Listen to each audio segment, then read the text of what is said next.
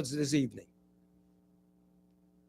My name is Bijan Large. I am a graduate from 2018, and I just got hired at the Binions Casino. Woo! Give him a hand. What are you doing over at Binions? I'll be doing prep at the Whiskey Saloon. He's doing prep cook. Give him a big, gigantic round of applause. So very, very proud of you. Anybody online, you got some testimony you want to share? Casa Grande, pop your hand up. Drop it into the chat, and chat is monitoring those chats. Anybody else? Go once, going twice. Okay, gone. It's so good to see so many new faces and familiar faces in the room. How you doing, man? Good to see you, man. You guys are in for an absolute treat this evening, and it gives me the privilege to introduce you to one of the greatest leaders that I know. Before I get into his bio and read his bio, we're going to open up in prayer, but I want to encourage everyone in this room. He's going to share for about 30, 35 minutes, and he's going to drop some nuggets in this room. And I'm going to encourage you and those of you online to make sure you take out a pad and pen and write down those little nuggets. And if there's anything that you would like the Chief Potts to expound on, that we're going to give you an opportunity to do that through some Q&A. So before I read his bio, I'm going to ask you guys to please join me in prayer. So, Father, we just come before you this evening in the name of Jesus.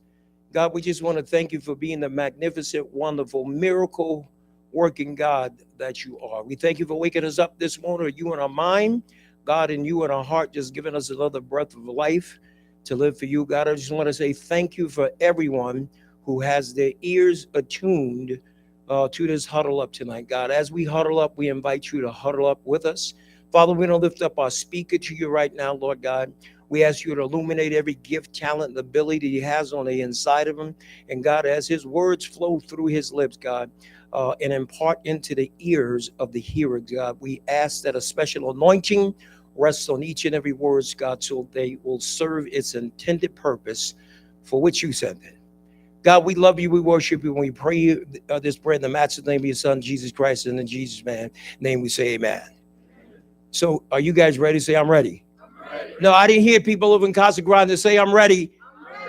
How about in this room right now? Say, I'm ready. There we go. There we go. As we get things underway, it gives me an honor, the privilege to bring up the chief of the city of Las Vegas, Chief Jason Potts. Jason Potts was sworn in July 11, 2022 as the sixth chief for the city of Las Vegas, the Department of Public Safety, providing the public with law enforcement and detention services. The department manages the city jail and includes the deputy city's marshals who provide public safety at city parks, trails, and tourist corridors and city facilities, as well as animal protection services. Jason Potts has been in law enforcement more than 25 years and has 25 years experience. He began his policing career with the Vallejo Police Department in Northern California, where he had quickly moved up the ranks, leading the Operations Bureau, Investigations Bureau, and Emergency Services Unit. He's a big advocate for evidence-based policing. Potts serves on the executive board for the American Society of Evidence-Based Policing and is a member of the Council on Criminal Justice and is the National Policing Institute Fellow. He has been a strong proponent of officer safety and wellness, data-driven patrol deployments, community engagement, practitioner-led research, innovative practices and technology. In June of 2019, he was recognized nationally at the George Mason University Evidence-Based Policing Hall of Fame. And this guy's been busy for his collective efforts in advocating and implementing evidence-based policing both nationally and within his department. If you guys will please give a warm Hope for Prisoners welcome for the chief of the City of Las Vegas Police Department, Chief Jason Potts. Thanks, my man. Appreciate you. Welcome to the huddle. Appreciate you. Man, Bijan, appreciate you. Congratulations to what you're doing. This is an honor and privilege to be up here in front of you all. I applaud your guys' persistence to get through this in your adversity, to overcome those challenges and failure. And we're going to talk about those things. But I'll just say this. I'm probably going to get more out of this than you guys are going to get out of it. There's some things that make this pretty near and dear to my heart. I'm going to talk about a story about a young man that I grew up with. His name is Mike Pendergast. We'll talk about that story in Vallejo and my journey. And we're going to talk about leadership. But man, this is chicken soup for my soul. It really is. I really, really admire you all. Man, I love rooting for the underdog, man. Like most of us, we root for the underdog, man, because it's easy to act right when things are going well. But what are you going to do when the chips are down, man, and adversity's facing your face and right in front of you? What are you going to do? Are you going to overcome it? Are you going to buck? Are you just going to say, man, I'm going to give up? We're going to talk about ego. We're going to talk about persistence and determination and failure and the importance of failing forward. It's really, really, really, really critical for me. And then caring enough to change and seizing that moment. We're going to talk about leadership, of course, and resiliency and commitment and consistency. Commitment will get you to start, but consistency will get you over the goal line. That's what's going to get you over the goal line. You got to remember that. And then resiliency. We all suffering a little bit of banks of compassion and banks of resiliency. And then soberness. And I'm not talking about sobriety, which is important. I'm talking about soberness of the mind. Not getting too high, not getting too low. Steady wins the race. Especially in my profession, man, we can go from hero to zero pretty quickly. And we just got to be even keeled. I don't want to get too high and get intoxicated by accolades. I don't want to get too low because, man, criticism's always there. And it's your ego that's going to have those voices in your head. So those are kind of some of the themes we're going to be talking about is leadership and that kind of thing. Again, I'm proud of you all, man. Trials and tribulations, you guys are here free. And those folks in custodial settings right now, man, hope's in your heart. Stick with it. You're going to get through it. I promise you. I'm going to start off with something that's, I love quotes, so you're going to have to forgive me. Some of my folks know they love quotes as well. I love my quotes, man. So I'm going to talk about some quotes here. The first one is from a Roman philosopher. And he talks about those that live with a silver spoon in their mouth. I don't think anybody in this room or anyone watching online probably live with a silver spoon in their mouth. And I love this quote because it kind of sets the stage of what we're trying to do, overcoming failure. So here's the quote. I judge you unfortunate because you've never lived through misfortune. You've passed through life without an opponent. No one can ever know what you're capable of, not even you. So think about that for a minute. You guys have been through it. And the good news is you've been through it. And you have strength of character. You have your capacity and strength to overcome it. You have a template. You know you can overcome it. All of you here in this room, we know that. Those watching online, you can overcome it. So I have a question for you all. In the last 3 years, anyone not dealt with stress, fear, kind of voices in your head telling you can't do? Anyone not dealt with stress in the last 3 years, especially coming out of COVID? I don't think anyone can raise their hand and say that they haven't dealt with stress, uncertainty, all that good stuff. Nobody, right? So I got a little confession to make. So I'm standing up here. I got my bars on, right? I got these stars on. I'm a chief. And by all accounts, I've had a good career. I've done some things, educated. But what I'm trying to tell you is that I've dealt with some uncertainties. I've dealt with that voice in my head saying, or that thought in my head saying, I'm not good enough. I'm not a good enough speaker. I'm not smart enough. I'm not articulate enough. I think all of us have dealt with that. And the point is, we all have, no matter how successful you are, you're going to deal with that. I think they call that the imposter syndrome. When I first got this job 7 months ago, I'm like, my goodness, what did I get myself into? I'm walking down the hall. Hey, chief. Oh, wait, that's me. Walk into a room, all eyes on me. Felt like I couldn't do it. That imposter syndrome is that feeling when you jump in that pool and you're like, you get shocked, you're like cold, but you get acclimated pretty quickly. But the antidote to all that is the process, is working hard, just getting after it. That's where the magic is. It's the practice. So why do y'all want to listen to me? What is it about me? I've wondered, what do I have to bring to all this? We're going to talk about how we're more alike than we're different. But I'll say this, some of the things I already talked about, those thoughts of uncertainty, of doubt, of complexity, all those things that I've dealt with. I've dealt with perseverance as well. And so this is going to be Captain Obvious. Life is difficult. Yeah, no shit, right? Life is difficult. But you got to fail forward. And here's some examples, right? We talk about success. Success is that iceberg, and all you see is the iceberg. But underneath all that, hundreds of feet, that's the process. That's the practice. That's the hard work. That's the consistency. And I love sports, and I use a lot of sports analogies. My staff knows this as well. I always bring these things up. But so baseball players, I'm going to age myself a little bit. Hank Aaron, Babe Ruth, Reggie Jackson, Ken Griffey Jr. What do they all have in common? And they can strike that ball, they can hit that ball and hit some home runs, right? But what you don't know about them, they struck out thousands of times. And we don't know them for their strikeouts. We know them for their home runs. And Tom Brady, my goodness, man. You guys see his combine photo coming out of college? He didn't look like he had an ounce of athletic ability.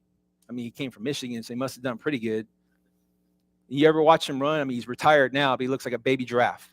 Not an ounce of athletic ability, right? But that guy can out-process, can out-prep, can out-plan, can outdo anything. He's the greatest of all time. Why? Because of the process. He out-planned, he prepped, he worked harder than everyone else. Greatest of all time. I mean, some would say Joe Montana for you 49er fans. I don't know. Jim McMahon, I'm a Bears fan. Anyway. So, man, commitment will get you to start. Consistency will get you over the goal line. Consistency. It's really, really important. I was watching something the other day or reading something about failure. Fail 9 times. Get up on the 10th. Fall down 6 times. Get up the 7th time. Really, really important to really get after it. Grinding and putting up in the work without the accolades. You know, being better than yesterday. Small incremental changes. That's what it's about. Just small incremental changes to get that exponential growth, to get better. And so I'll just say this, man. The ego is the enemy. It's that voice I already talked about that tells you can't do it, especially when you're really high. It says, you know what? I've been there, done that. You're starting to read your own press. Say, I've arrived. I don't need to study anymore. Remember that. The ego is the enemy. And I'll just throw this nugget out here. The secret to life, the secret to living is giving. It's painting a canvas or providing a canvas for others to paint on. It's showing value. And your ego is going to get in the way.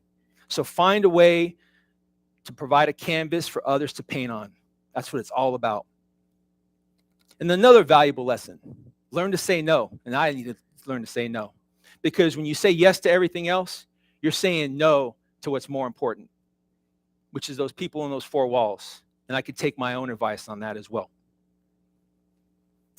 And then breathing life into people, man. You either breathing life into people or you're not. So here's my background. So I'm from Vallejo. I grew up in Vallejo. It's Northern California. It's between Oakland and Sacramento. It's a pretty high crime rate. One of the highest crime rates in the Bay Area. Usually it's between Oakland and Richmond. Did that. I grew up there. And so the reason why I'm bringing this up, I came from middle class, had both my parents. Unlike some of you all in this room, probably didn't even have single parents sometimes. I had both my parents. They were hardworking. And the reason I'm bringing this up is because I have a friend, and I talked to Mike this morning. His name is Michael Pendergast. He told me that I could use his name. He went to prison. I grew up with him, and there's a reason why I'm bringing this up. Mike and I grew up. We went to elementary school, went to middle school together.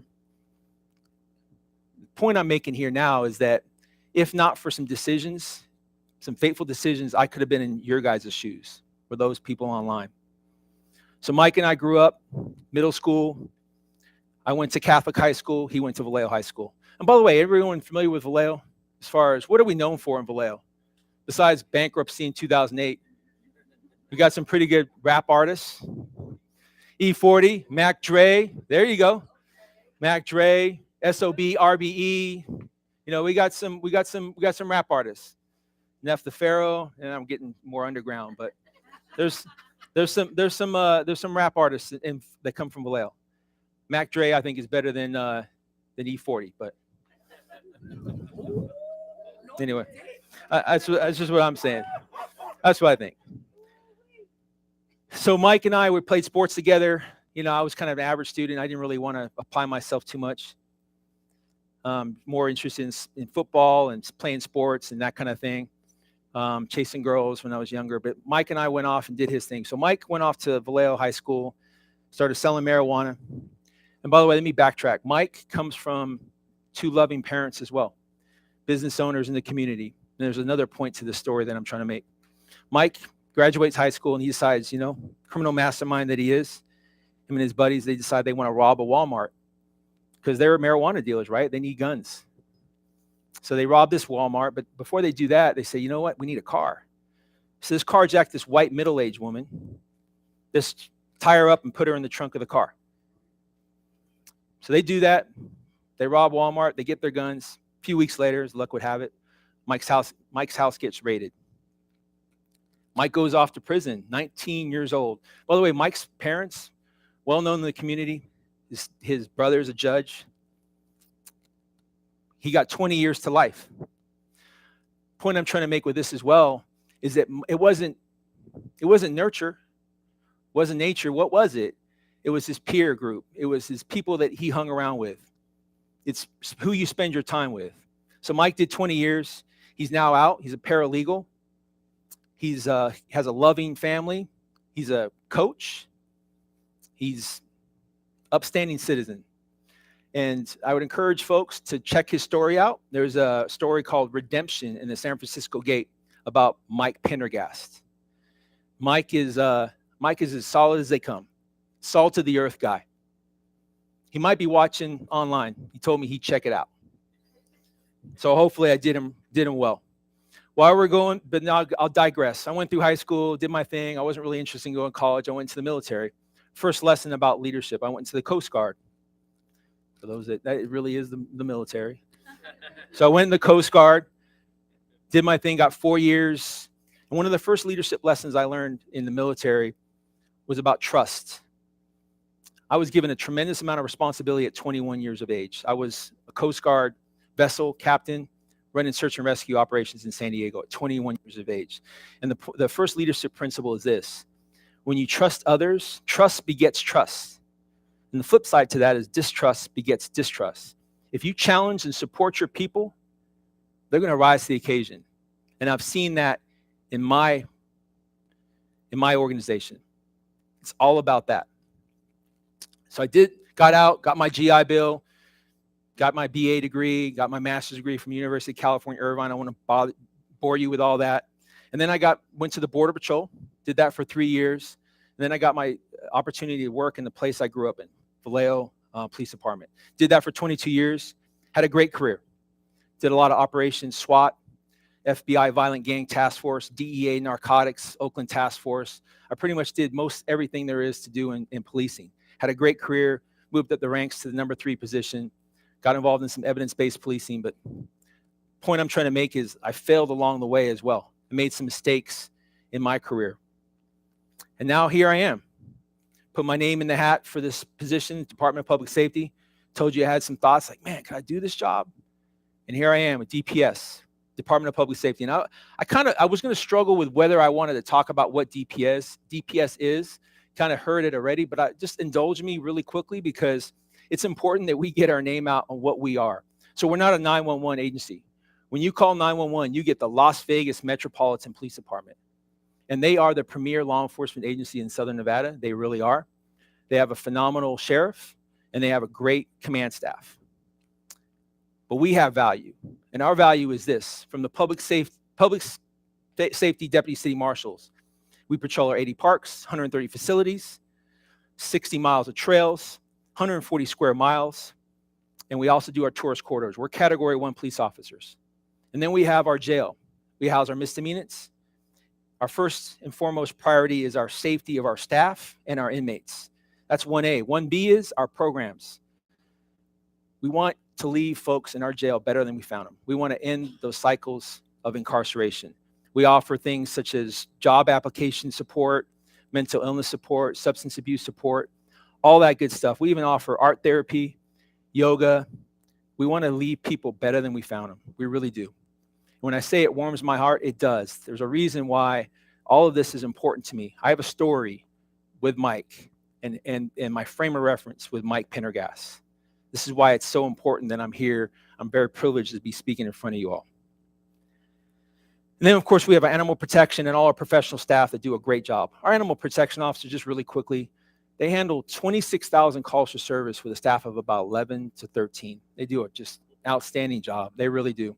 Then we have our LESTs and our dispatchers and all our officers that don't really get closure. Our dispatchers don't get closure on calls, and all our corrections officers and all those things that we're going to talk about here shortly.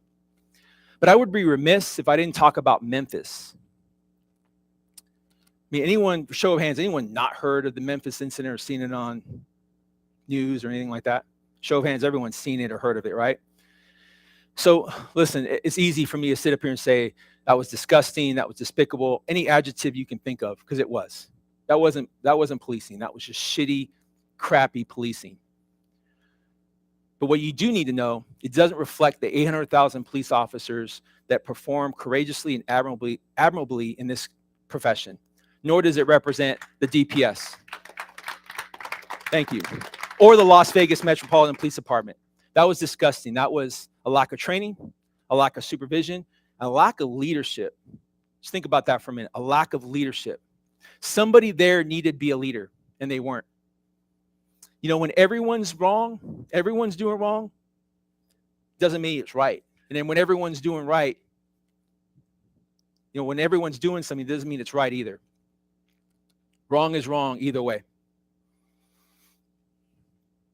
So what do we have to do to fix that? We have to fix the systems and subsystems of policing, the policies, the incentives, the training, the supervision, the accountability, all that good stuff. So this is my first question. I'll pose it kind of a rhetorical question. How are we more alike than we're different? How are we in law enforcement more alike than we are different to you all that are justice involved and those online? Anyone want to take a stab at it? I mean, I'll say this. Go ahead, ma'am. There you go. She said we care about our communities just like everyone else does. I'm going to say this. I'm going to talk about hypervigilance.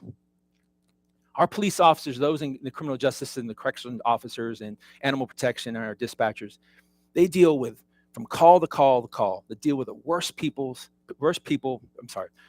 people on the worst days of their life, the worst day of their year, or at least the worst day of their month. And what I mean by that, they go from call to call to call, putting out chaos, putting out fires, not unlike folks that dealt with trauma that are justice involved. They're constantly seeking, constantly looking for folks to run game on them in that state of hypervigilance. And our SWAT teams and our specialized teams, they have these highs of adrenaline rush, and then they have these lows. And then there's no wonder that there's no secret that some of us in law enforcement deal with high rates of divorce, alcoholism, and suicide.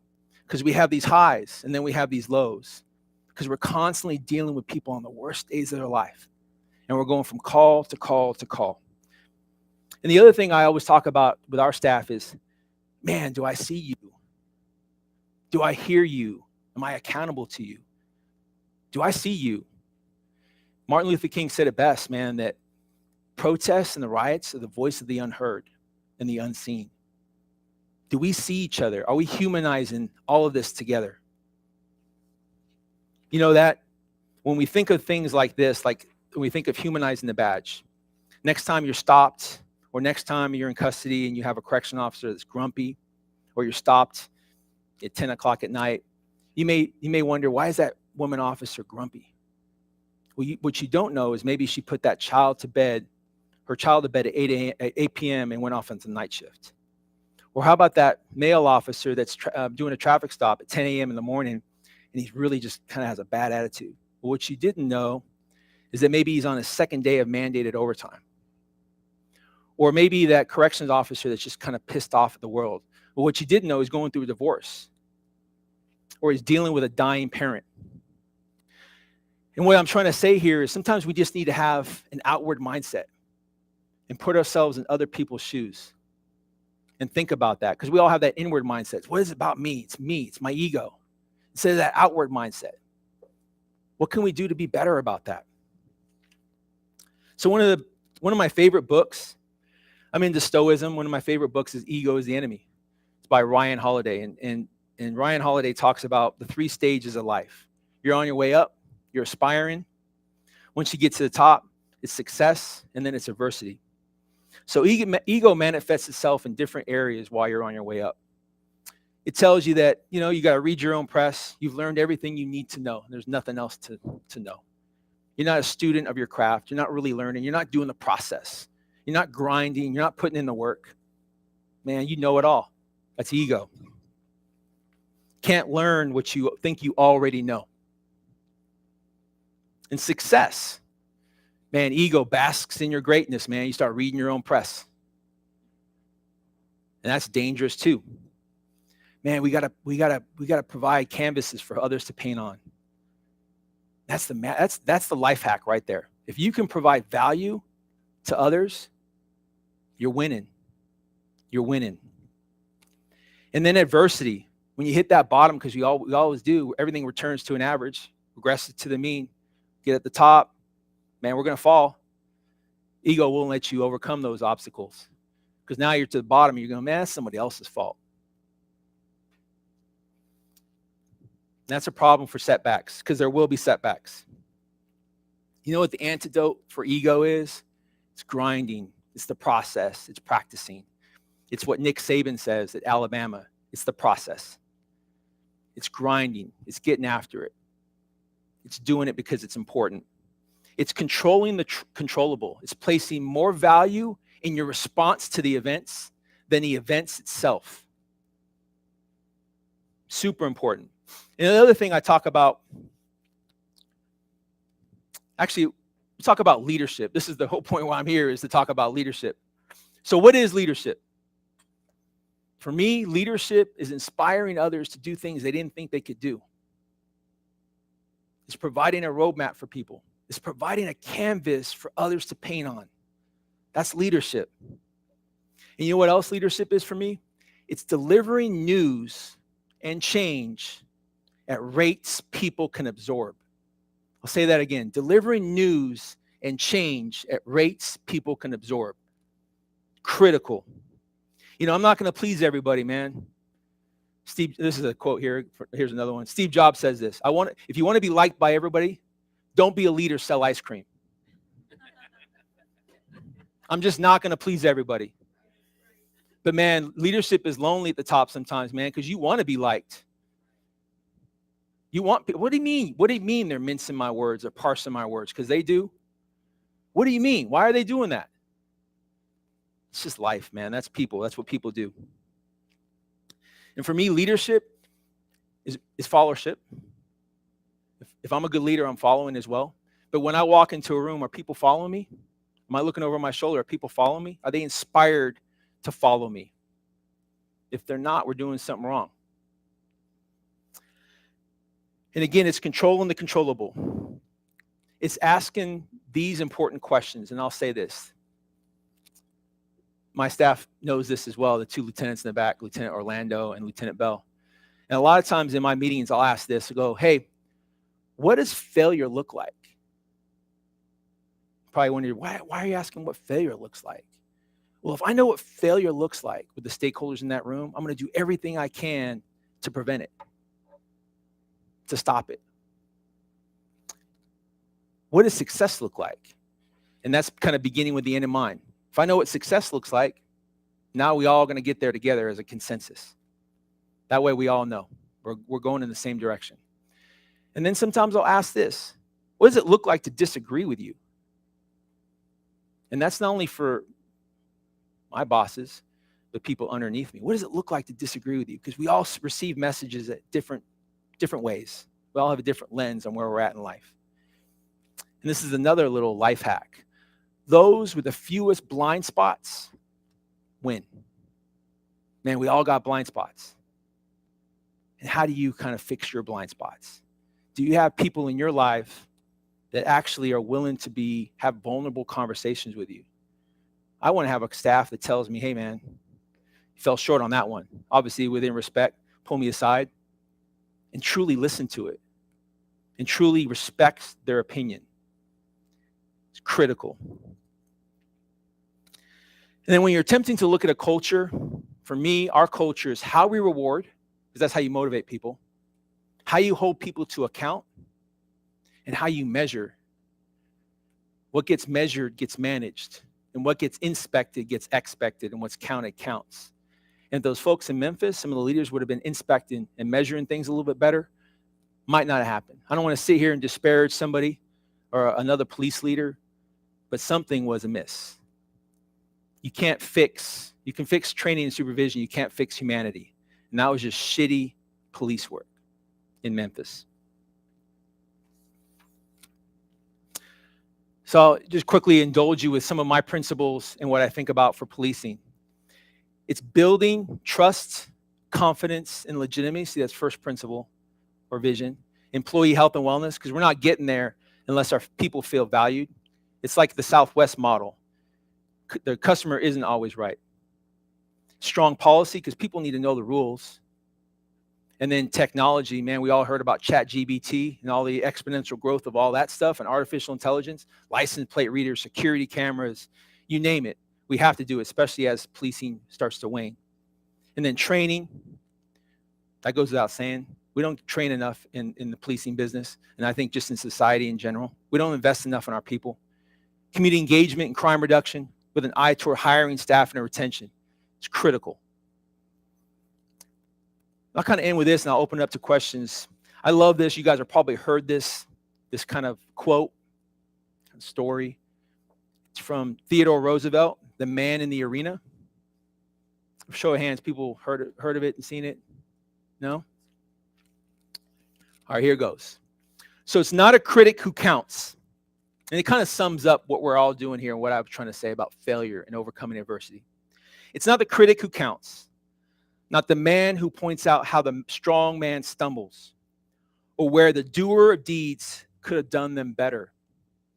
The credit belongs to the man who's actually in the arena, whose face is marred by dust and sweat and blood, who strives valiantly, who errs, who comes short again and again, because there's no effort without error and shortcoming, but who does actually strive to do the deeds, who knows great enthusiasms, the great devotions, who spends himself in a worthy cause, who best knows in the end triumph of high achievement, and who at his worst, if he fails, at least fails while daring greatly, so that his place shall never be with those cold and timid souls who neither knew victory nor defeat.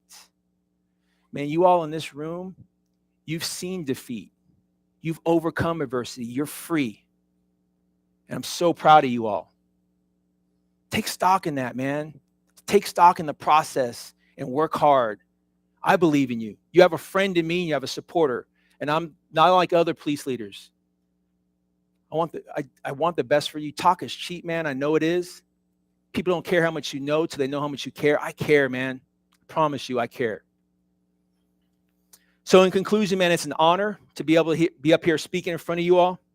I applaud you again for your persistence to overcome and achieve. Success, though, just know this, is never a straight line. The Jeff Bezos of the world, the Elon Musks, the Steve Jobs, man, they failed. They've all failed. And it's riddled. Those folks are riddled with failure. Please continue to fail forward. If you're gonna think of anything I say today, fail forward. Fail forward and fail fast. If you're not willing to fail, you're not willing to innovate. Fail. Swing the bat. It's easier to bring you back than push you forward. Have good character and work hard. That's the practice. It's the process. So remember this, and this is going to sound like, man, what's he saying? We're all going to die someday. We're all passing through. Let that decide what you say, do, or think in that moment. You're all passing through. You're going to die someday. Thank you so much for allowing me to indulge you. I appreciate you. I'm honored to be here with you all. Thank you very much. Can we give Chief Potts a gigantic round of applause? Excellent, sir. Don't go too far. It is that time of the evening. Oh my gosh, I hope that you guys had taken, I took 2 pages of notes. So I got a bunch of nuggets. I'm just trying to scratch my head. He's probably the only person on the planet that could get away with saying that Tom Brady looked like a baby giraffe. We're going to open it up to questions and comments, something that Chief Potts dropped into this room. Those of you over in Casa Grande, make sure you raise up your hand. If you're joining us on Facebook Live, and I think that you are, just make sure you drop that comment in the chat. Chat is going to be monitored that. If you're joining us from Zoom, do the same thing. So we're going to open up the questions and comments. Something that Chief Potts dropped in this room that resonated with you, or you might have a question, a comment, or something you'd like for him to expound on. Casa Grande, never fail. Let's go over to Nevada Department of Corrections. Marche, if you have them come up, I know your name. If you please state your name and what is that question and comment you might have for Chief Potts. Hi, my name is Nick. Can you hear me? Yes, sir. Yes, sir. Hi, thank you for speaking, Chief Potts. I actually had two questions. I had the first one is, what do you believe is the best way to change cultural issues or attitudes or values within policing forces that lead to negative consequences like the ones you were speaking of? Because I don't think that anything to the degree of what happened could have happened without a culture that would facilitate the kind of mindset for someone to be able to do what they did. So what do you think would be a way for people in your position to change their thought process, change the way they see people as people or less than, and handle situations in a better way? Yeah, I appreciate that question. What's your name again, sir?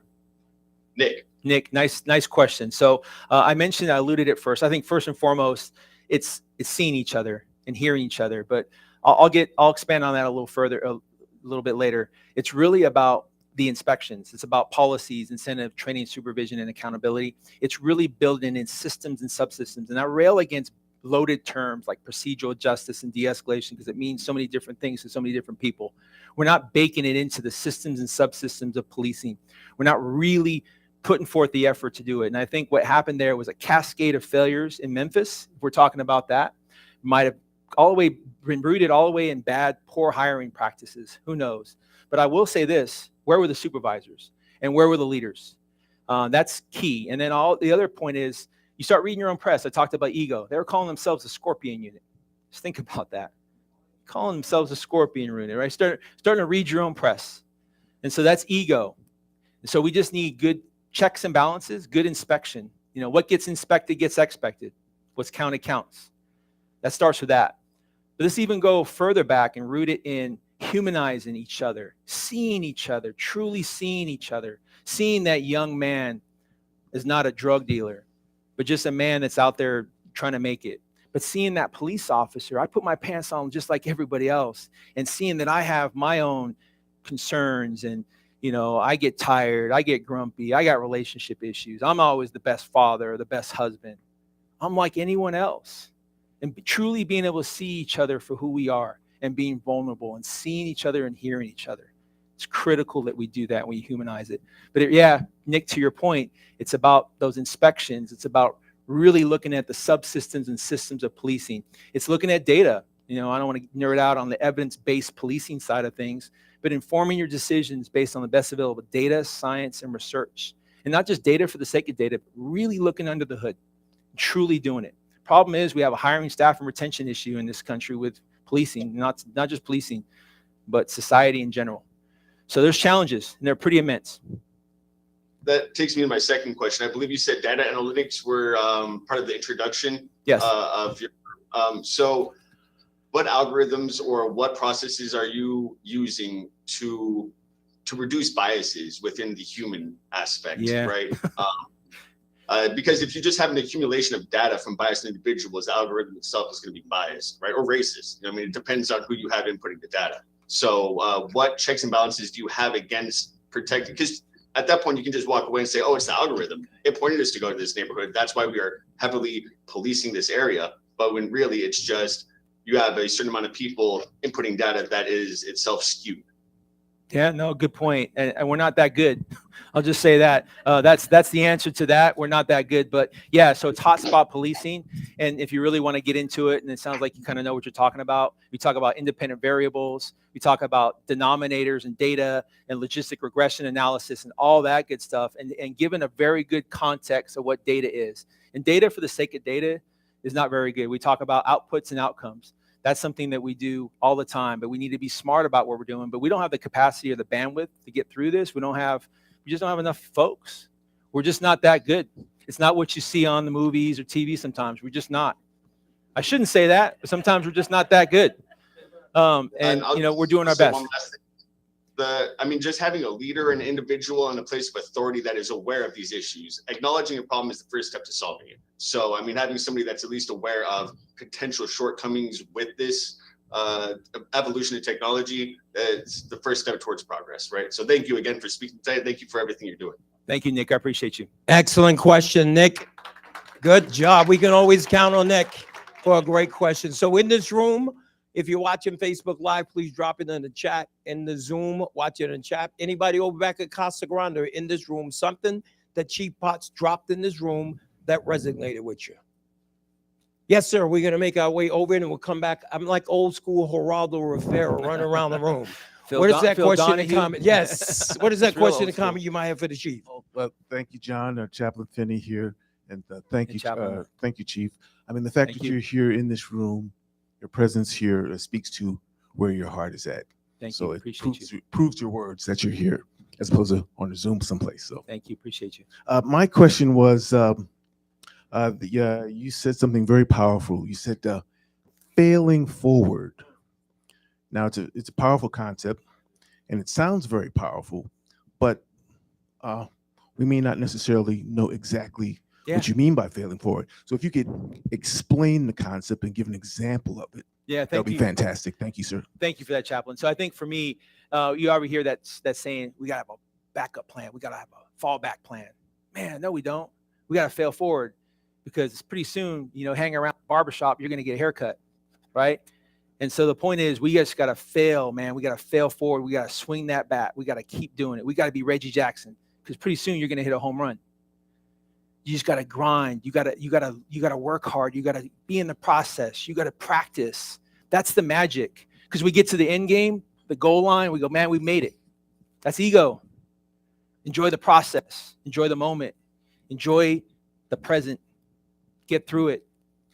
So fail forward, continually be in the arena. Be that man in the arena. And that's why I kind of summed it up with that. Just be the man in the arena, the man or woman in the arena, and getting after it. That is excellent. Chaplain, thank you so much. Give him a hand for that, please. I'm going to come over here in 1 second. I'm going to come up here to the front row inside the room. Oh, the failing forward. So he answered the question. Thank you so much, Chap.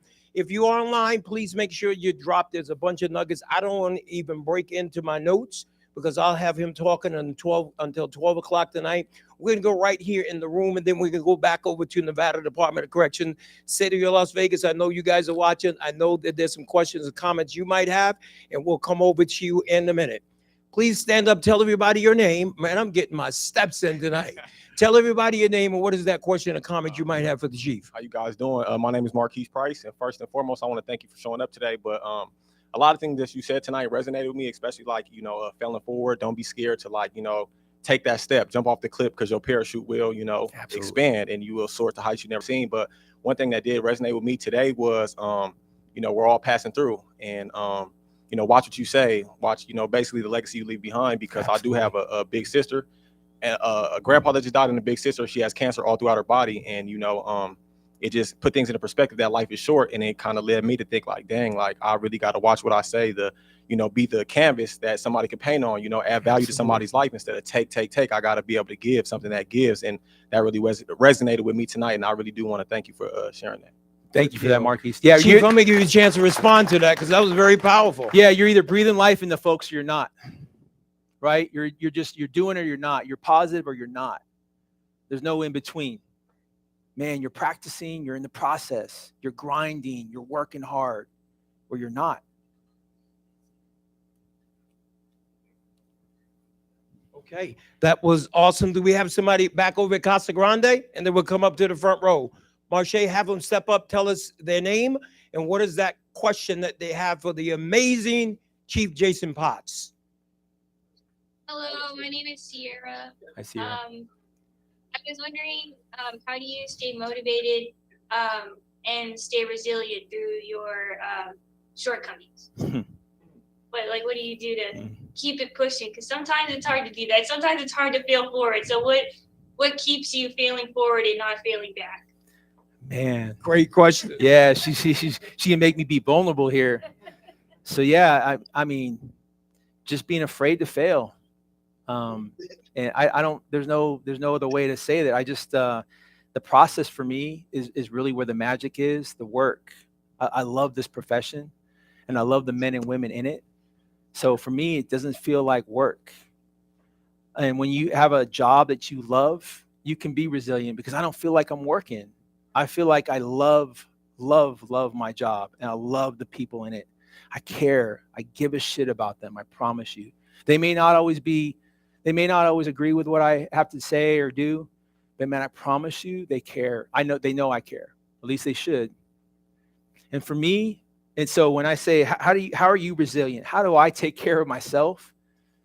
Sometimes I question that because I put in long hours. And if I'm being very candid and honest, like, what am I doing to take care of myself?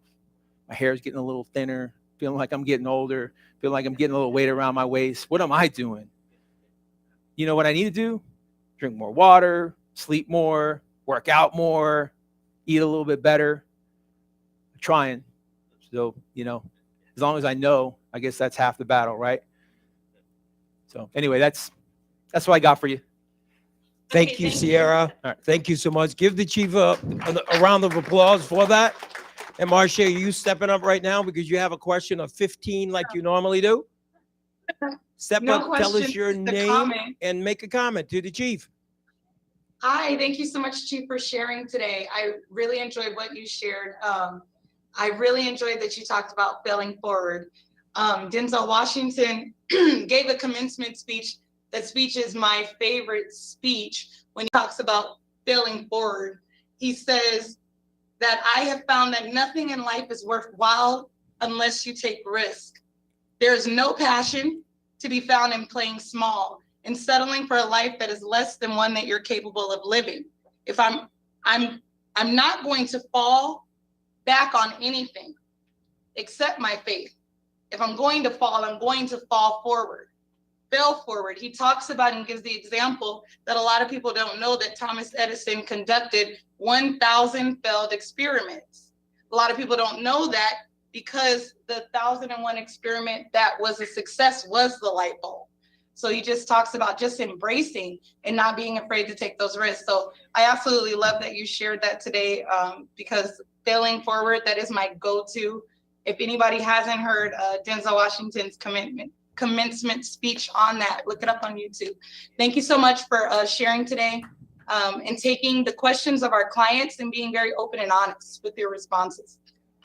Give a hand with that. By the way, she's right. That is great. Denzel Washington's commencement speech is phenomenal. And I just want to go back to something about what do I do to cope? And I was really wrong in not even mentioning this. We all have a support network. We all have people. We all have our people. And I have a loving wife that I've been married to for 23 years, and she's my rock.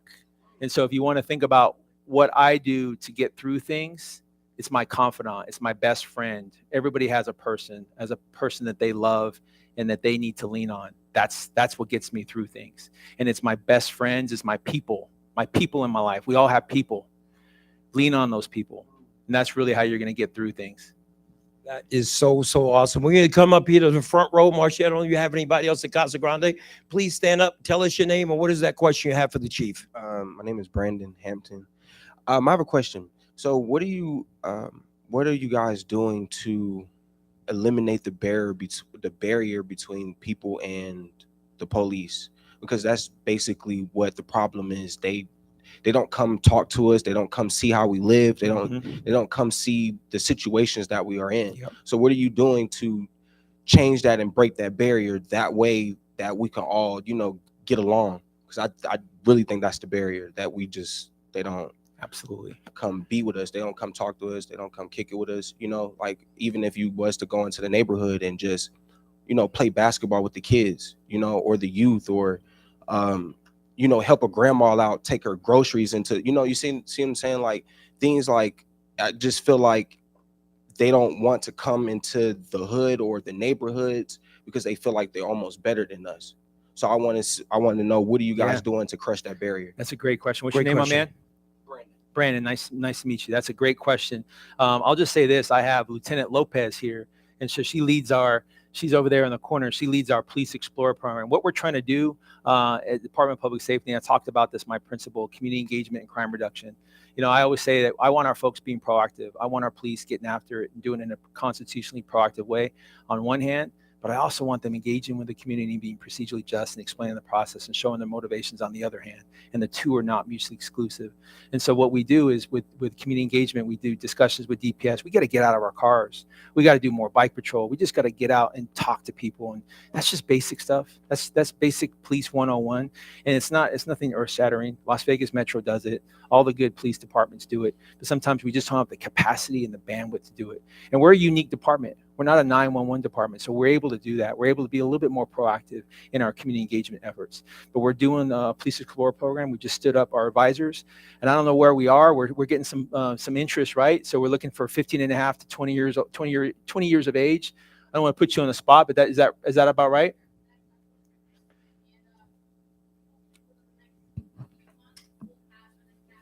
Hold on a second. Hold that thought. All right. Yes, you're welcome. Thank you. So hopefully hello everyone.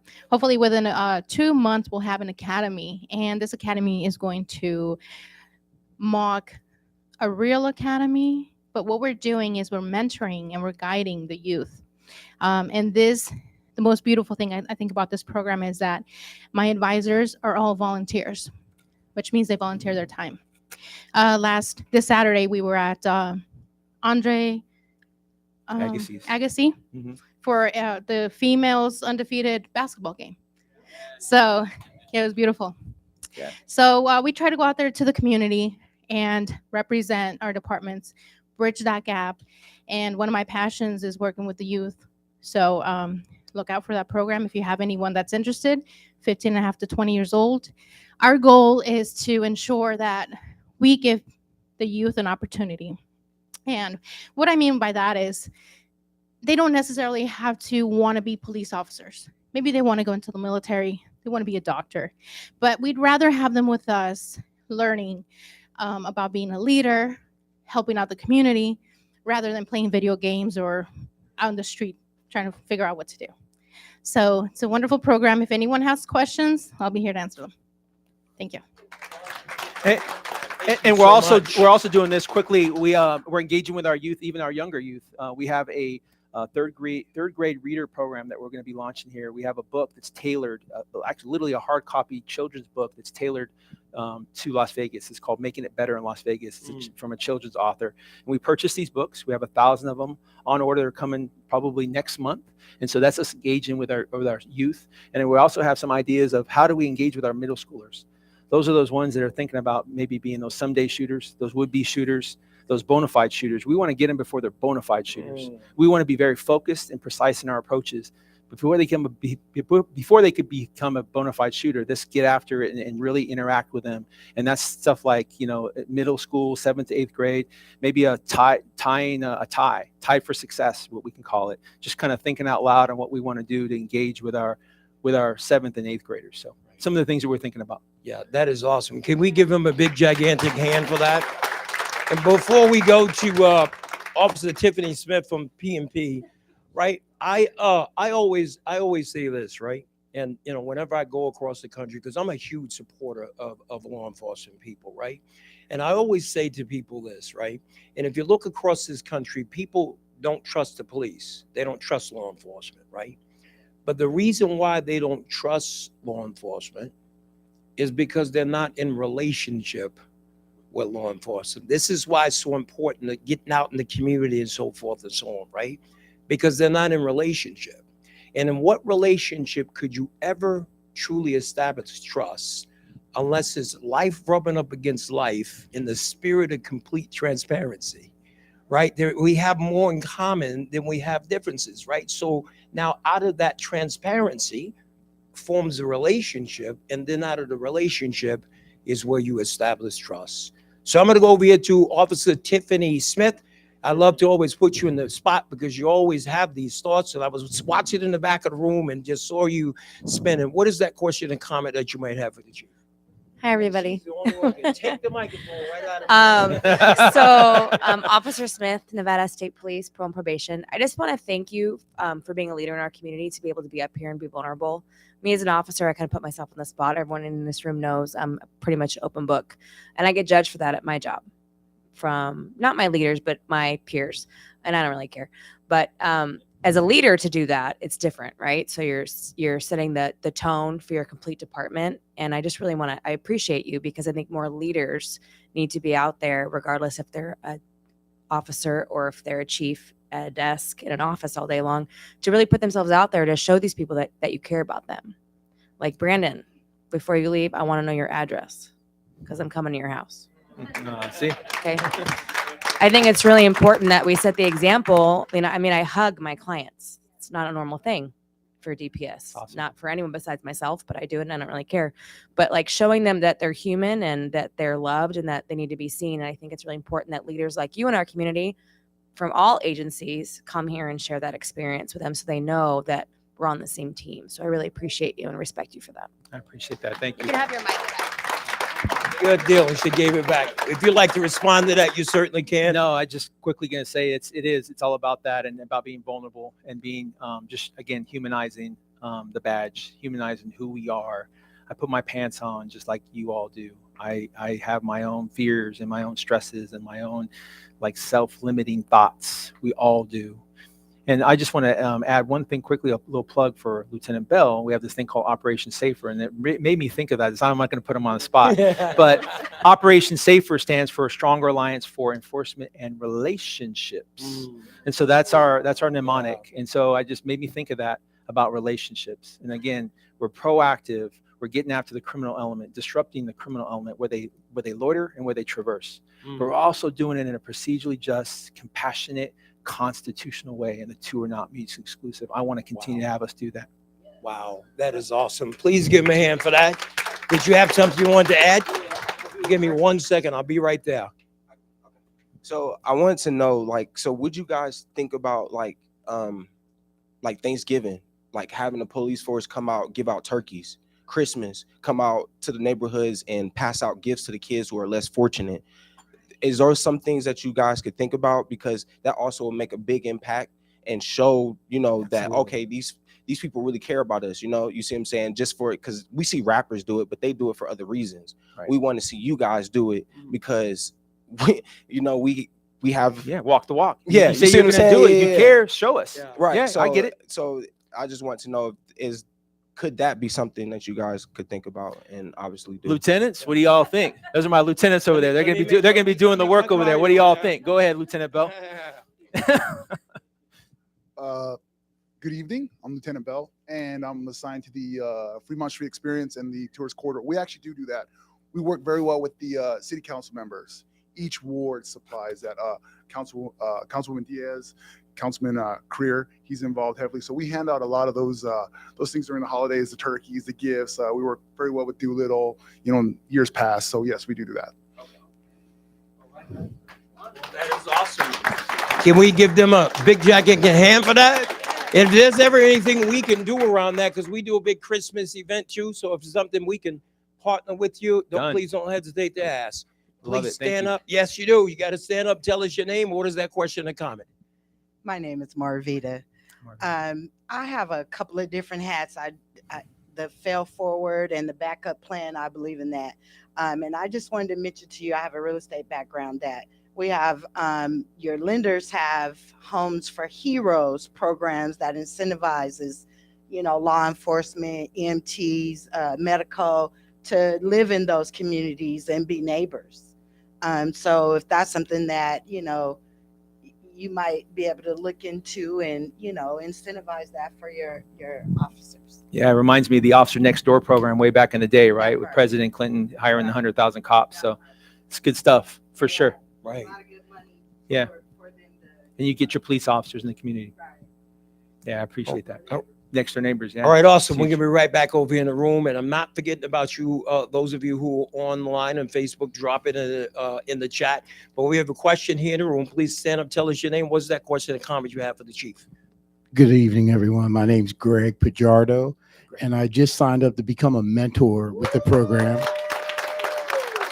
That's awesome. And I just wanted to make the statement that we all are leaders. Doesn't matter whether you're head of the department, whether you're the teacher, the principal, we all are leaders. Man, that's a great Absolutely. statement. No, absolutely. And you know, I mentioned that with Memphis. There needed to be a leader there, right? There's 5 of them, or 6 of them now, I think, or maybe even more. None of them were leaders. Somebody needed to be a leader, and there wasn't. You know, somebody once told me that everybody in some way is a leader because everybody in some way is being watched. Chew on that for a minute. We can come over here to chat. Hope you didn't set me up. So Donna says, how do you deal with offenders that you know are innocent? Thanks, Chad. I'm sorry, I was supposed to read the one above it. Can you share what it means to not be a 911 department? That's what I'm talking about right there. Yeah, that's a great question, right? So yeah, You said me first. when you call 911, as I mentioned, you get Las Vegas Metropolitan Police Department. And so what happens is our jurisdiction is our 83 parks, 130 facilities, our 60 miles of trails, our 140 square miles, and our tourist corridors, Fremont Street, Ogden to Carson, Maine to the Boulevard, Sahara and Las Vegas Boulevard. That's our area.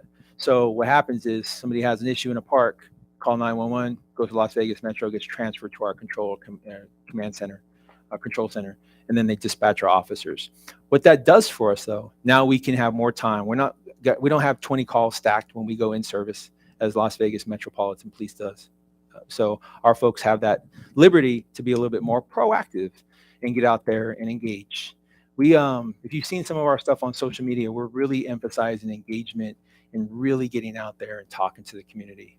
We're pretty proud of those efforts. This department's in their DNA long before I got here. Those folks over there truly believe in that and buy into it. And these guys and girls have been in this department for some of them 20 plus years, and they're a great team of folks that really, really care about this department and bring a tremendous amount of value to the city of Las Vegas. We got work to do. We're getting there, but it's you'll see it's going to be good in a few years. It's going to be even better than it already is. That is outstanding. Outstanding. Give them a hand for that. You know, I'm going to take this opportunity to plug a transparency and law enforcement session we're going to be doing at a Tuesday night huddle. It's going to be February 21st from 6 until 7:30 p.m. With our partners over at the Las Vegas Metropolitan Police Department. Lieutenant Ryback from Internal Affairs are going to be here. And this is going to be an opportunity. If you have some of those tough questions that you'd like to ask and didn't have a platform to be able to ask those questions, that's going to be on February the 21st. I got a question. It was something that really resonated with me. Chief, you had said that you made a statement. And I think that if we all live our lives this way, what a world we would be living when you said, leave them better than we found them. Absolutely. My gosh. And that's our mantra, man. That's one of the things I kind of brought there. I'm like, man, hashtag leave them better than we found them. And I'm talking about our folks that come into our facility. Leave them better than we found them. Provide them hope. Provide them opportunity, provide them abilities to get a job. We have our culinary serve safe program at the city jail, and folks that are at the city jail listening, please take advantage of that. A janitorial ISSA program. And we've had some success stories. We had a young man that got his life on track. He's now clean and sober. He's working as a janitor at the Catholic Charities. That's a great story, awesome. Man. That's what it's all about. That warms my heart. And I'm not just saying that, I mean that. That's what it's all about. I have a frame of reference. I mentioned my friend Mike. We were buddies. Mike Pendergast. Look him up. It's a phenomenal story. And so we need to do that. We need to break those cycles of incarceration, and we need to offer things. We even offer art therapy. You should see some of our inmates that they're painting, and the pride on their face, like, hey, I'm painting this for my daughter. And some of them are talented, man. Check out some of our social media. It looks good. And it's awesome. And it just warms our heart to be able to do that. And we're not just saying that. I'm telling you. Leaving it better than they found it. And I would love, Chief, to get Mike Pendergast's contact information, because what do you guys think? I think he would make an awesome speaker on the Tuesday Night Huddle Up, right? Yeah, absolutely. So we will circle back. We got about 15 minutes to the bottom of the hour. Questions, comments, someone in this room, you might have a question, a comment, a room for Chief Potts. Marche, you better wake him up over there at Casa Grande, or I'm gonna send him back to the yard. No, I'm just kidding, guys. Hey, listen, that was a joke. Thank you, John. First of all, Chief Potts, I apologize that I misunderstood which department you work for, but I'm truly appreciative of you being here. Thank you. I'm Chaplain Rex. I was able to be at just before the other tower was built, North Tower, I guess they call it now. 2 years, 2 months, fun times, 9th floor. But Okay. we're having a lot of higher ups in different departments throughout the state coming in and speaking, and they're speaking like they're wanting to bring different changes into what's been going on to what it's trying to be now. We had one lieutenant from a different department. You mentioned about the officer having a bad day, try and empathize with them and all that stuff. One thing that put me in my position was trauma, and this lieutenant talked about trauma. Is your department doing anything with the officers concerning the trauma they go through? Great question. Yeah, great question. So we are. And so it's the second pillar of my vision. And I talked about that, employee health and wellness. And I'm just going to take a plug for our behavioral health administrator, Yamil Landry, and she came from Las Vegas Metropolitan Police Department, and she's been a gem for us. And so that's all about taking care of our people. Because if that's the Southwest model I was talking about, the customer isn't always right. You got to take care of your people, because if you take care of your people, they're going to take care of you. I can't get our officers, our corrections officers at the corner or walk and don't walk to be proactive and to do the right thing unless they feel trusted and supported and challenged. And that's really what it's about. They have to feel trusted and supported. And it's really, really important. There's no secret that this profession, as I mentioned, has high rates of divorce, suicide, and alcoholism, unfortunately. But it's because of these highs that we deal with and these lows. And then we're seeking, and these specialized units deal with that especially. You're constantly on an adrenaline rush. Amen. And then you come down to the bottom and you're in your couch and you're like, man, now what am I doing? So I was a SWAT operator. I've had those adrenaline rushes. I was at Vallejo Police Department. We had 28 murders in 2020 and 269 shooting events. It's a violent city where I was policing. And I was a SWAT operator. I had highs. I had adrenaline rush. And I got to my house. I'm sitting on my couch, and all I just want to do is just veg out. And who suffers? My wife does. My kids, because now I'm absent, because now I'm just focused on what I was doing, being this gung-ho crime suppression unit officer, detective, or narcotics officer, working undercover narcotics in Oakland, the DEA task force, or FBI violent gang task force. I've done a lot of things in policing at a detriment to my family. And that's why it's so important to me that I'm still, married, and she's an angel. She's got my back. She's a rock. So I couldn't have done it without her. She's really what this is about, and my kids as well. And I certainly hope your wife is watching today. We're going to go back over to Casa Grande, then come back into the room. Marcia, please step up. Tell us your name and what is that question and comment that you might have for Chief Potts. My name is Edward Sykes. I just wanted to, I want to be transparent a little bit. I wanted to know, okay, you're the chief, so I hear a lot about you calling on people that's under you and all these type of things. Everybody that's under you, what do you do to get out there and help besides sending the next person to do something for you, And I just want to get an understanding, correct me if I'm wrong. I didn't really hear everything you said, so I don't know if you said that you be out helping to change things and be really hands-on with the community, because it's a lot you throwing off on Memphis, but when we see police, we look at all you guys as one. So if one's wrong, we look at everybody's wrong.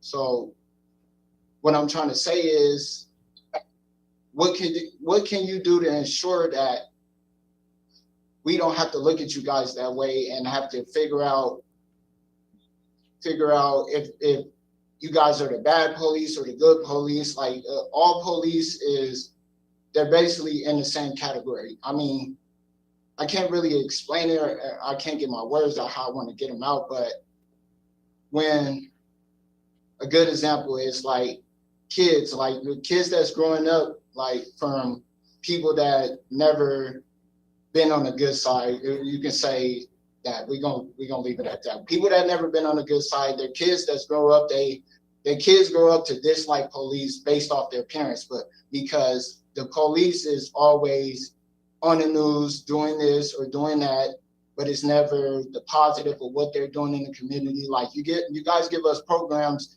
when we in jail, but no, we don't have these programs when we're on the streets. We don't have this type of help when we're there. And when we're inside of here, you guys only see the outside. You don't be there to spend the day with us inside. You don't know what we go through from the county, from anything to any kind of jail. You guys don't come and really evaluate our situations. When you guys get there, everybody act as they should. They act accordingly to people that's over them being there. So they're straightened up for that day while you guys there. But when you guys not around, we go through a lot and we don't have nobody to help us. And it just be so much going on within the system. And you guys only see the outside and say you got all these programs. Like these programs, they do help, but it'd be more than just programs and all that stuff going on. The programs help with people who got problems and stuff, but what about the people that's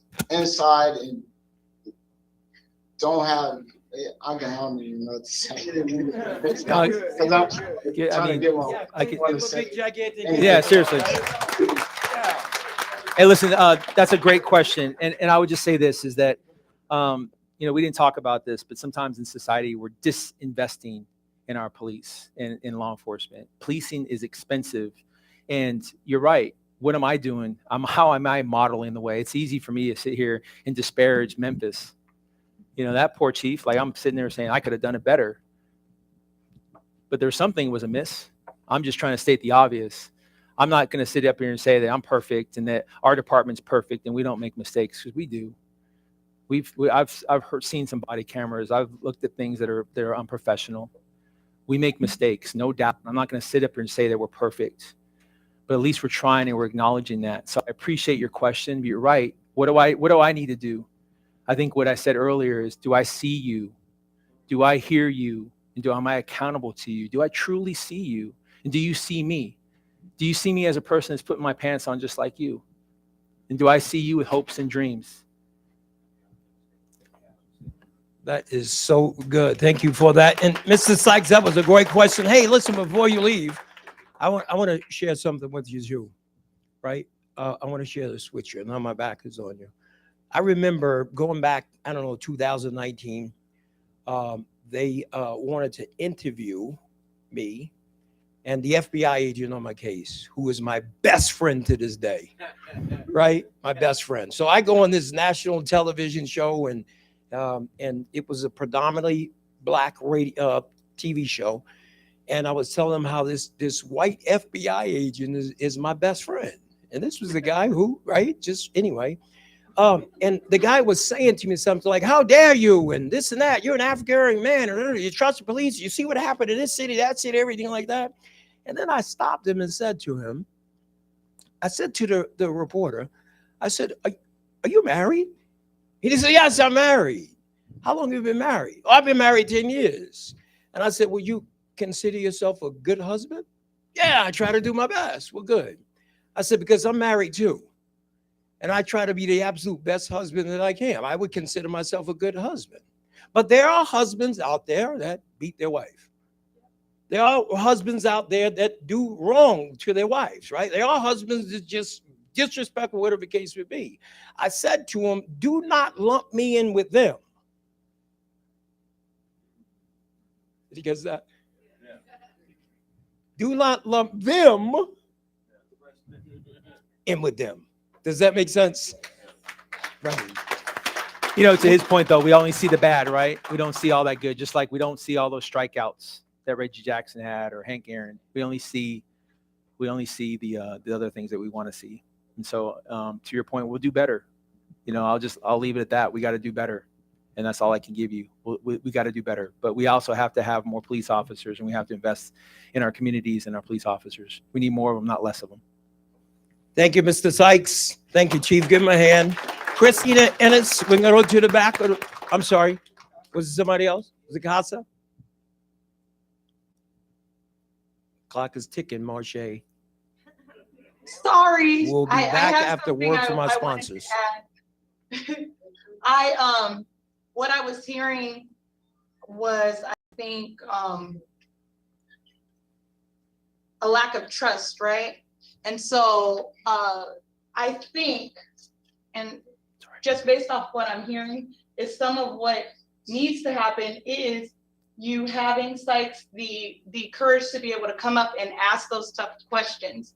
For the chief to be able to come into a room and answer these tough questions. That's part of where it starts. But then Jon made the comment about making sure not to group people, right? Because while people who have been impacted by incarceration say, I'm not a criminal and don't put me into one group and don't treat me in this negative manner, it also takes us to look at those that were sworn in to protect and serve us as an individual and what they're doing, and to spread that word, to change that narrative. It takes that. It takes conversations like this to start building that trust. It takes opportunities to be able to go to a Hope for Prisoners workshop and rub, elbow to elbow and break bread with officers and talk about your concerns and what your dreams or hopes are, so that they see you as an individual and so that you see them the other way. I think there's some individuals who are waiting before they want to take that next step or do the next positive thing. They're waiting to hear, like, well, when the police start giving us these type of results, then I'm going to change how I feel about you. Then I'm going to change the narrative that I give to my children, versus just taking the next right step. Start being the change that you want to see. The chief taking the time out to come out on a Tuesday night and have these honest conversations, that's him taking a step to be the change that he wants to see in the community. It takes a lot of courage to admit that there are challenges, and that he's not saying that they're perfect, but he's saying, hey, I want to have this conversation with you so that we can get better. And so I think that is where it starts.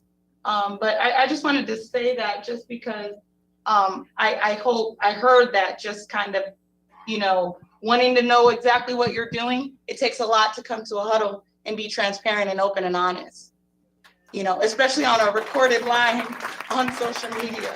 So I thank you for that. And I thank you to every client that had the courage to step up and speak up and say, hey, this is still a concern for me, a fear. I'm trying to rebuild that trust. It's baby steps, but having these conversations, that's how it starts. Thank you so much for that, Marche. Those are real conversations that we have to have. I want pushback. I want that young man to push back and tell me, hey, I call BS. That's the only way we learn. Seriously, it's the only way we get better. There's a thing called confirmation bias. We all have it. We want to learn and see what we want to see, and that's it. All right. We have time for one more question inside the room. Tell us your name. Christina Ennis. And what is that question you have for Chief Potts? So I wasn't here for the beginning part of your speech, but what I do is I get the emails about who's going to be speaking, and I go do my little homework. And so I was looking you up, and I noticed that, like, for the last year that I saw all these posts on your department, and at least a dozen, and none of them were about anything negative. They were all about, hey, this is who we are. Hey, this is what we're doing. Hey, guess what we're doing in the community? And so I just wanted to say, you're doing it. And so I saw it, and you're doing it, and that's awesome. And thank you so much. All right, good deal. Give her a big, Thank you very gigantic much. round of applause. Chief, as we wind down, I think we have 2 more questions or comments. Okay. Yeah, congratulations. Great Thank you. speech. Appreciate Love your you. speech and touching on Appreciate leadership. I'm Roy McCann. I'm from the north of Ireland. I grew up in Belfast, Oh, where nice. we had an implicit bias against the police force over Yeah. there. And it was a historical legacy So let me ask you, do you feel that you are inheriting a historical legacy of bad policing in the US of A? And on second part of that, there is the advent of social media. In the north of Ireland, the police got away with a lot more because we didn't get them on camera.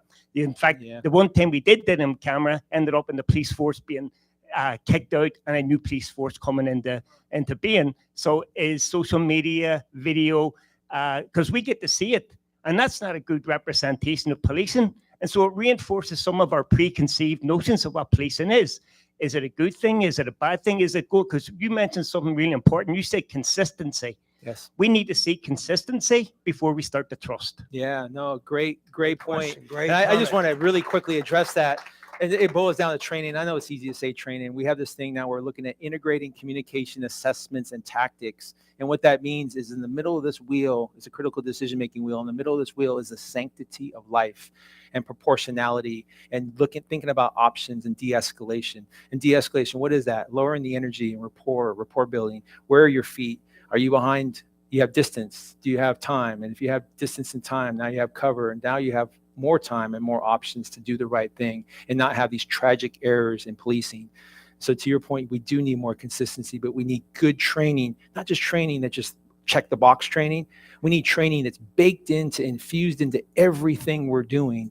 And if we really want to talk about de-escalation and disengagement, let's do it and let's mean it and not just check the box and say we've done it. Implicit bias is the same thing. Let's mean it. Let's say that we've done it. And so what have we inherited? Yeah, we've inherited some things, and I'm part of that.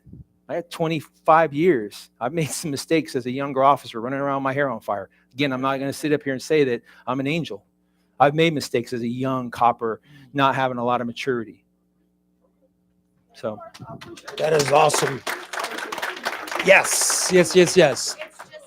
You got to stand up and tell us your name and all that. Well, hi. Can't be shy. Hi, I'm Mandy Hulse, but I just have a comment. So I just want to touch on the grouping of the police, and I just want to give a little story. Is that my brother just got out of prison after 30 years, and his first 10 minutes of freedom, I'm going to brag a little bit, was with Officer Smith. Our 10 minutes sitting at PNP, a simple conversation. The first thing he did was look at me and says, "Oh my God, she treated me like a person, like a human." That's awesome. That was the first second he opened his mind that not all police are bad.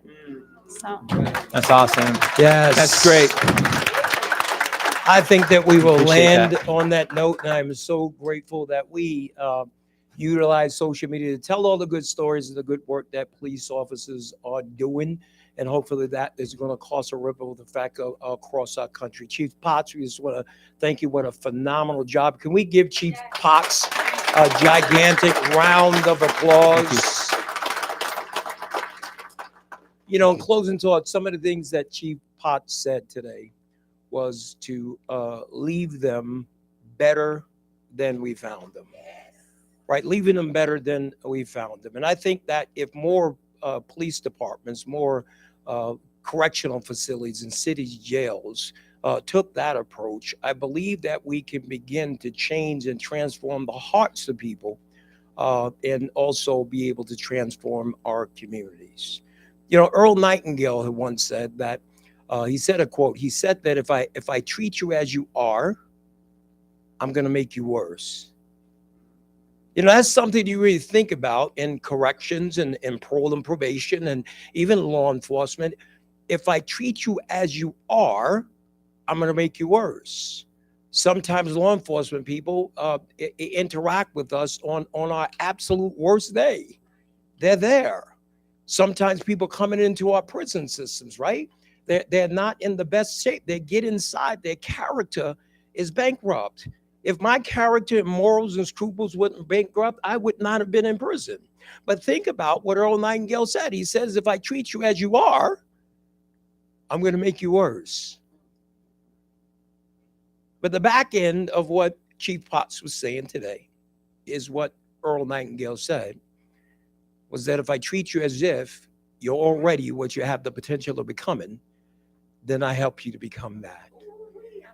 And that's what law enforcement and corrections should be about, and parole and probation should be all about. So that is what our prayer is. We want to sign off tonight again, thank Chief Potts for being here. Big, gigantic round of applause. You know, whenever I think about, right, you have the chief in the building. You got the chief, right? Listen, time out for a minute. Who could have sent anybody out into the community to stand in front of you, have a conversation, but he chose to come himself, right? Chose to come himself. So thank you so very much. We're going to keep him on the short list. Want to say goodnight to our friends over at Nevada Department of Corrections and also the City of Las Vegas Detention Center. Want to say goodnight to everyone watching on Facebook Live. We want to also extend you an invitation to our next graduation ceremony over at the Las Vegas Metropolitan Police Headquarters, 400 South Martin Luther King Boulevard. We will be graduating 55 formerly incarcerated people, many of you that are there in that room. And thank you so much for joining us tonight. Good night, everybody, and God bless you.